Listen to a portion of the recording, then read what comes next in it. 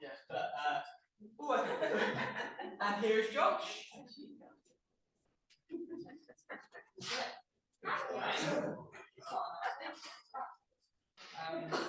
So I'm talking today, and that's pretty cool.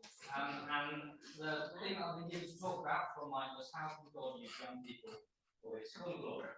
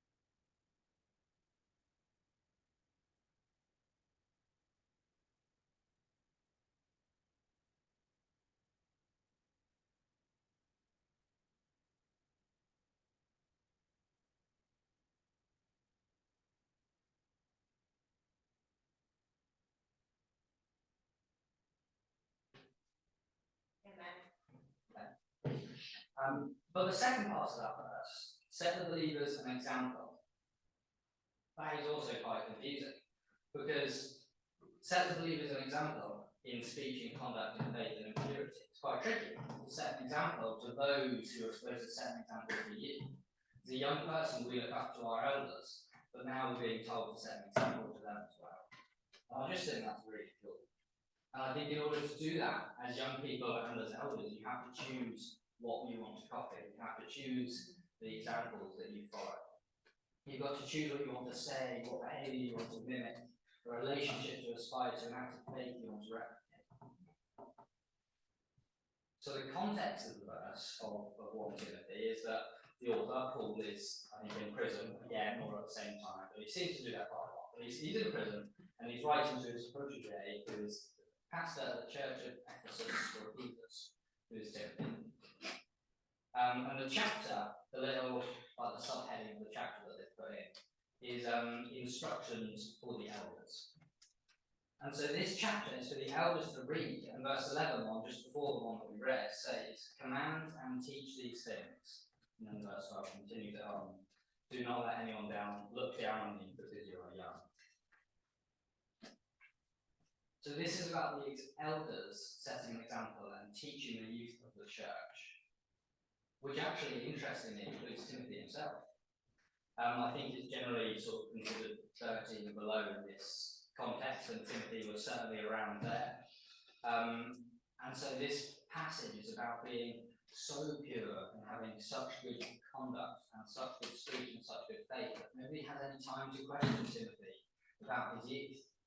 You know, you can't look at Timothy and look down on him because you've got to look at the speck in your own eye first, or the plank in your own eye. So young people in the room, we're now getting a nice little list of instructions on how to be instrumental in the glory of God. We've got to act justly, and we've got to love mercy, and we've got to walk humbly, and set an example in speech and in conduct, and in love and in faith and purity. Easy to remember. So let's look at another verse. And this passage is the first one that came up when I searched it into Google, because I thought, as a young person, talking about young people things, naturally my first response should be to Google. Google came up with this wonderful verse about entering the kingdom as a child of God, which is in Matthew 18, and it's verses 1 to 5.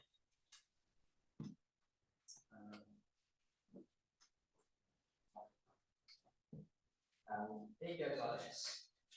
At that time, the disciples came to Jesus and asked, "Who then is the greatest in the kingdom of heaven?" He called a little child to him and placed the child among them. And he said, "I tell you the truth, unless you change and become like little children, you will never enter the kingdom of heaven.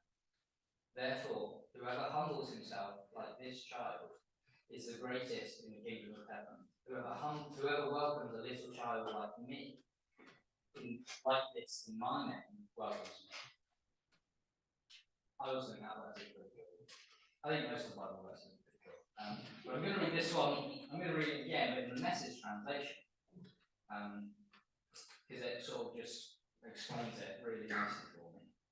So we'll start from verse 2. And it goes, "For an answer, Jesus called over a child, whom he stood in the middle of the room and said, I am telling you once and for all that unless you return to square one and start over like children, you're not even going to get a look at the kingdom, let alone get it. Whoever becomes simple and elemental again, like this child, will rank high in God's kingdom. What's more, when you receive the childlike on my account, it's the same as receiving me." And it points out that it's about returning to square one. That's what this is talking about here in the Message. It says, unless you return to square one and start over like children. I think that's really powerful. Because children are often quite pure and they are from square one, where they've perhaps not done anything wrong yet, they've had no bad intentions, but they're not wandered quite on the wrong path yet. They're innocent, they've got no agenda when they approach God, there's no cynicism. We've often been let down, we've always got that slight reservation deep down. Children have this open trust, especially for God, and it's simplicity, I think, that's important here too. Not less clever, just simple. You know, God is good and He is for us. There's nothing more to it. they've also got endless questions. Why do you say that? Why do you do this? Why do you use one sock yellow and the other not? It's like, just ask God questions. He's ready to hear, he's ready to spend time with us. And children also have that sort of that glee and excitement and enthusiasm that you just sort of can't replicate outside of young children. And I think we just need to approach God with that sheer enthusiasm and curiosity about God. Ultimately, we call him Father God. He is our Father, and therefore I am God's child. Which not only means that he's my father, but he's also my dad. He's not only there to look after me when I need help, and when I need help, I should come running to him, running to his arms. But it also means that I've done really well at school, or I've referenced the Bible in an assignment, and I'm really proud. I come running to him to tell him too, because he wants to celebrate with us. God is not just there in the bad times, he's there to feed you every day. So, here's a little story from when I was a kid. And my mum was a little bit concerned about me when I was like 2 or 3, so she took me to the doctors. She had this little inkling that I might be a little bit deaf, and so she took to the doctor and explaining to the lovely doctor and saying, can't hear what I'm saying. So the doctor said, okay. Then opens the drawer in her desk and whispers really quietly so that my mum can't actually hear. Would you like a biscuit?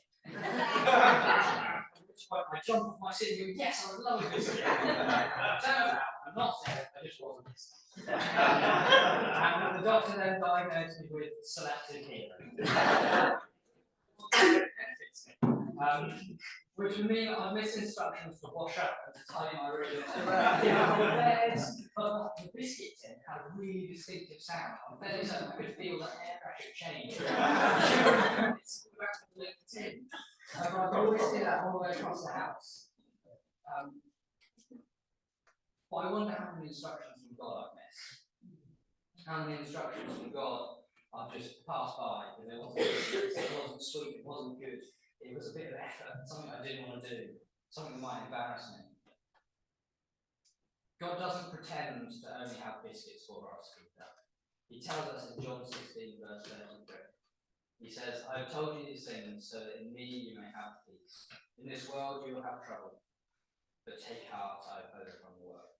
He doesn't lie, he knows he's going to ask us to do difficult things. He knows we're not going to want to do it. He knows he's not just got biscuits for us.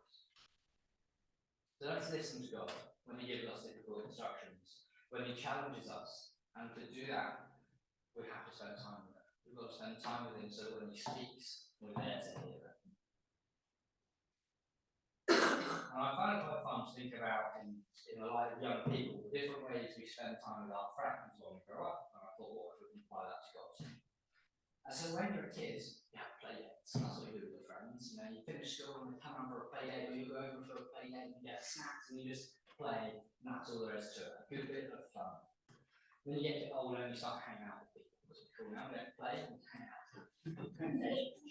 Might not even do anything, like, hang outside the mission at night now, so that's cool too. You just stand there, chilling, hanging out, probably doing some drugs, but we don't do that. You're just spending time with people. You can't really explain what hanging out is other than you're just both there at the same time. And there's often no activity. And then you get a bit older again, and you start going out for meals and plan events, and you go for walks, and you go to the cinema, and there's activities to do. But to listen to God, let's just hang out with him. Let's hang out and channel our inner teenager and just be young, and let's just chill with him. No activity, just spending time in his presence, which is more difficult than it sounds again. I think you're very distracted. But any time you spend with God, no matter the context or the activity or why or what you're doing, any time with God is invaluable and it's good and perfect. God wants to spend time. Let me summarise a few of my favorites. Be like Ezra, make the Bible your favourite book. Justice, love, mercy, walk under. Young people are not to be looked down on, but looked up to. We need to set an example in speech and in conduct and in love and faith and purity. Go back to square one with God, ask questions, celebrate and rely on him. Just spend time with God, just the two of you, hang out. So I'm going to finish up here and leave you with this passage from Jeremiah chapter 1. Jeremiah has just been called to be a prophet of the nation, it's quite a big tax, quite cool. And he says, Lord God, I said, I surely do not know how to speak, for I am only a child. But the Lord told me, do not say I am only a child, for to everyone I send you, you must go. All that I command you, you must speak. Do not be afraid of them, for I am with you to deliver you.